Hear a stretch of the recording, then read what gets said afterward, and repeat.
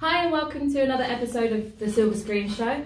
I am Alenia and I am joined by Abu, and today we are talking about Birds of Prey, or Harley Quinn Birds of Prey, or Birds of Prey and the Emancipation of One Harley Quinn. Fantabulous emancipation. Fantabulous emancipation of One Harley Quinn. I'm sorry, too many words. Right, we'll get into the marketing of this film later on. Yeah. Alright, so we are directed by Kathy Yan, and we've got full cast: Margot Robbie, Janae Smollett-Bell, Mary Elizabeth Winstead, Rosie Perez, Ewan McGregor, Ellie J. Basco, and Ali Wong makes an appearance, which I thoroughly enjoyed.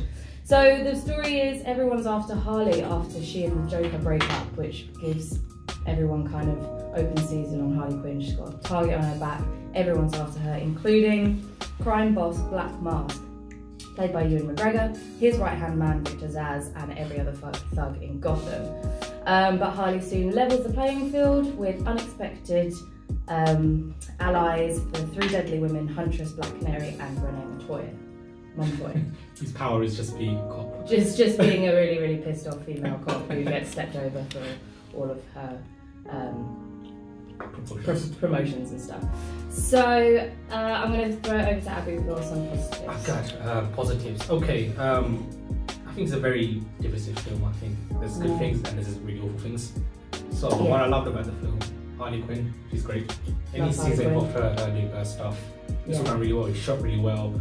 Some of the fight scenes are done really well. Like the scene in the prison that's done by the guy who did John Wick 3. Oh really? So they put him in to kind of do the choreography for those scenes. Cool. So you can kind of tell which scenes are being done by this guy and which ones look a bit less professional. A little less sleek. Yeah. So Harley was great. Huntress was another great character. I think she got a bit dirty.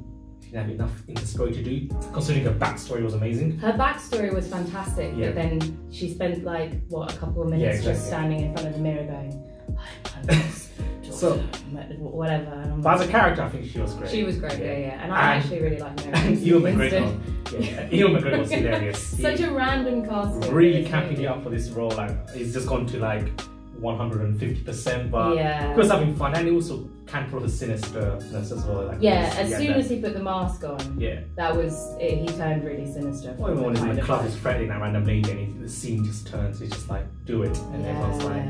So those are great, but on the other side of the things, it's really not a Birds of Prey film. It's literally just Harley Quinn, a bit of Huntress, and the others are just there.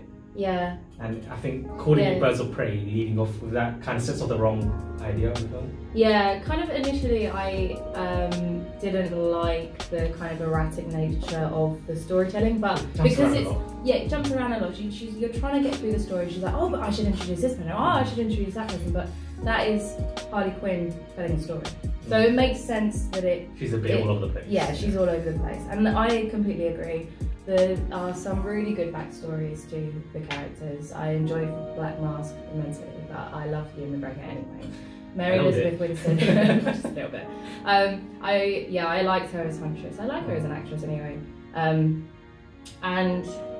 But yeah, the other characters were just a bit bleh to me. Like Black Canary, you don't see much. I'm like, why is she so good at beating up guys twice her size and literally no explanation about it? It's like, at least Harley, she's got that craziness to her. Huntress is a trained assassin.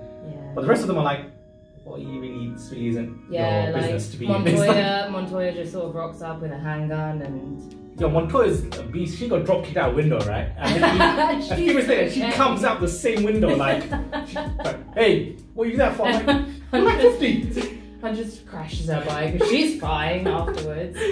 That's her smell, is literally taking damage. But yeah, I mean, I think Suicide Squad did the same thing. They're just trying to introduce too many characters, and it's like, just take your time, man. Take your time. This could have been perfectly Harley Quinn movie with probably one or two other characters. It's like Cassandra Cain, who is the whole point of this story, is just not a likable character. She's the sort of focal point of the story. She pickpockets the wrong person basically, which everyone wants to cut her open.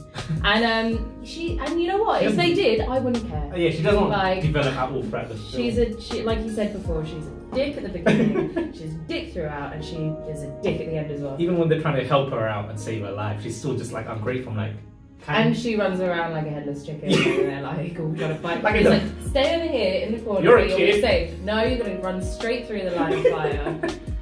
And there's no like, if there's no emotional attachment to her, you're not gonna care about the storyline. It's No, like, exactly. so that's what I thought. Yeah, just that. So it's literally, for me, it's like right in the middle. I think also I gotta mention the box office because it's not even made 200 million. And that is an awful lot. Yeah, so it was 178 million worldwide, 74 million domestic, and it was on a budget of 96. Yeah, and for a film like this, you're expecting 500 million. Big box office, yeah. I think they messed up with the R rating. I don't know why it's an R rating. Here, it's not that bad, but in America, an R rating, you know, yeah, you're not gonna. Yeah. And this film is perfect for teenage girls. That's the whole angle of it. That's the whole marketing concept. Yeah, you know what? Just and just isolate that all out. Take out a little bit of the swearing. Dial down the blood just There a is little not bit. much There's blood not anyway. much. Like, you could turn that easily into 15. Glitter or powder, just do for the Harley Quinn, like you know. Exactly. Like essence. they do it in Kingsman. Yeah. They can do it here.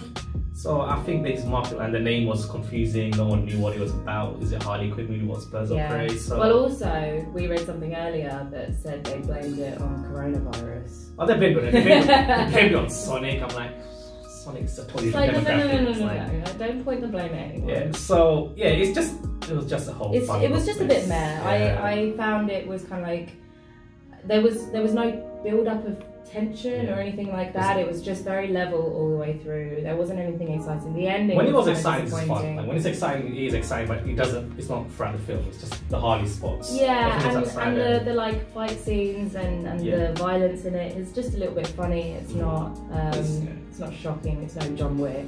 Yeah. So like it was just a little bit meh. For me, slap bang middle 3 out of 5. It got 78% on Rotten Tomatoes as well, which I was actually a little bit more than I was expecting. Yeah, but it is a fairly average in the middle. Don't expect a sequel though, but I'll say 3 out of 5. Yeah, I would say 3 out of 5 as well for this. So, Cool. So watch the fantabulous emancipation of one Harley Quinn if you want to see that all over again. Or Harley Quinn, Birds of Prey. Or Rated R, by the way. Birds of Prey. Okay, wrap.